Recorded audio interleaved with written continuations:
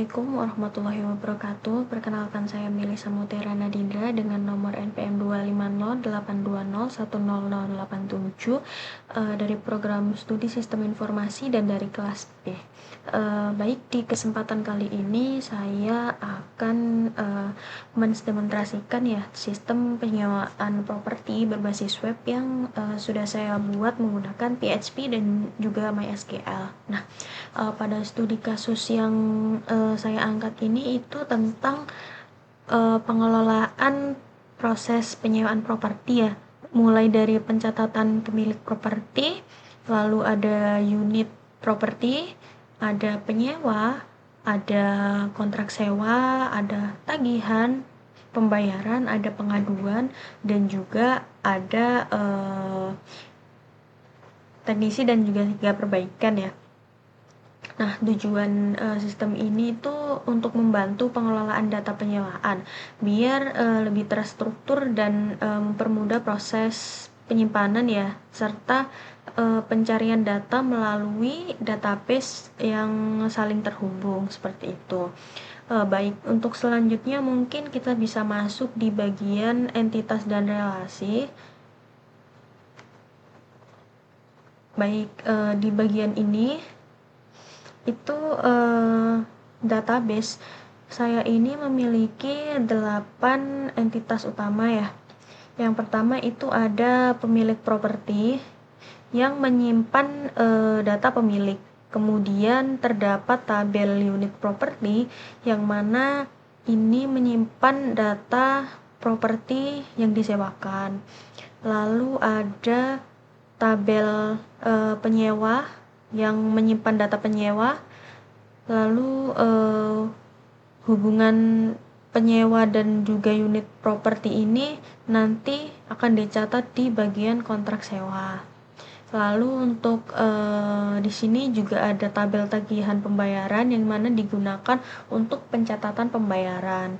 Lalu untuk keluhan dan kerusakan yang dilaporkan oleh penyewa akan masuk ke dalam tabel pengaduan, dan juga perbaikan yang dilakukan akan dicatat di tabel perbaikan dan nantinya akan ditangani oleh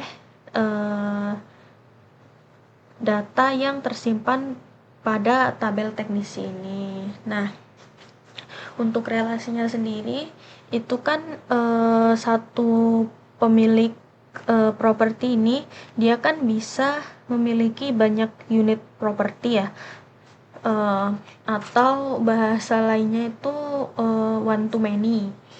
Terus juga satu unit properti ini dia kan bisa memiliki banyak kontrak sewa ya.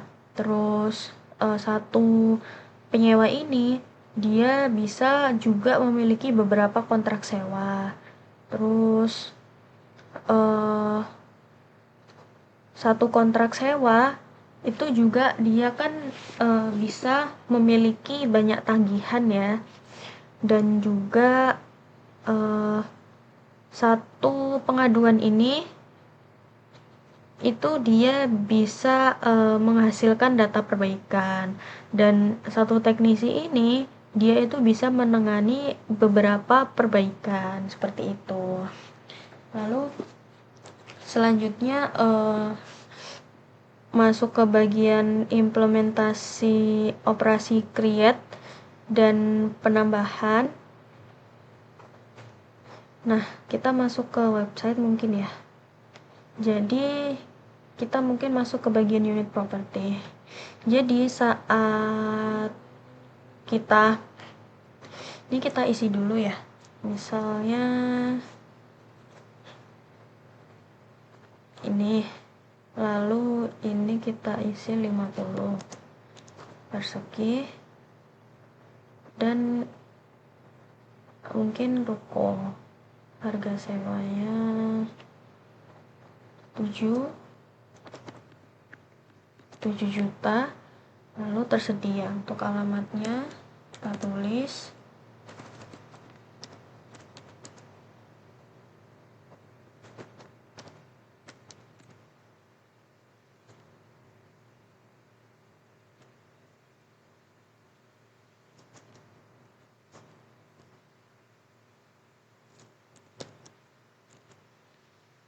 Untuk fasilitasnya juga bisa kita tuliskan ya, contohnya tuh di ruko mungkin udah ada kipas angin, kamar mandi dalam, terus oke, mungkin cukup seperti ini. Nah, saat kita menekan tombol simpan,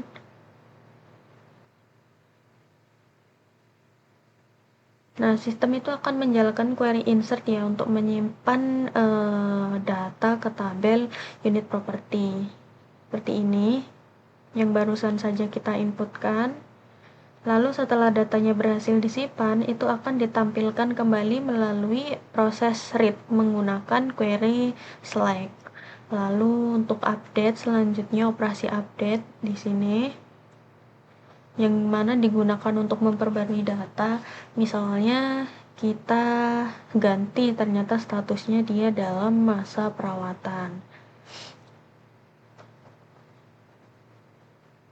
Lalu saat kita update, nah ini akan menjalankan query update ya tadi. Tadi kan ininya tersedia, sekarang statusnya di perawatan. Lalu untuk operasi delete itu digunakan untuk menghapus ya. Misal ternyata di pemilik ini tuh dia nggak mau menyewakan lagi karena perawatannya nggak selesai-selesai atau misal gagal gitu ya. Terus berarti kita hapus aja di sini. Oke. Nah, saat udah kita pencet nih ya, tadi tombol hapusnya. Nah, itu di sisi lain akan menjalankan perintah delete seperti itu. Nah, selain operasi CRUD ya, sistem juga kan pasti memanfaatkan relasi antar tabel ya melalui biasanya tuh pakainya join seperti itu. Nah, mungkin sebagai kesimpulan ya, sistem penyewaan properti ini tuh berhasil mengimplementasikan database relasional menggunakan 8 tabel yang saling terhubung tadi.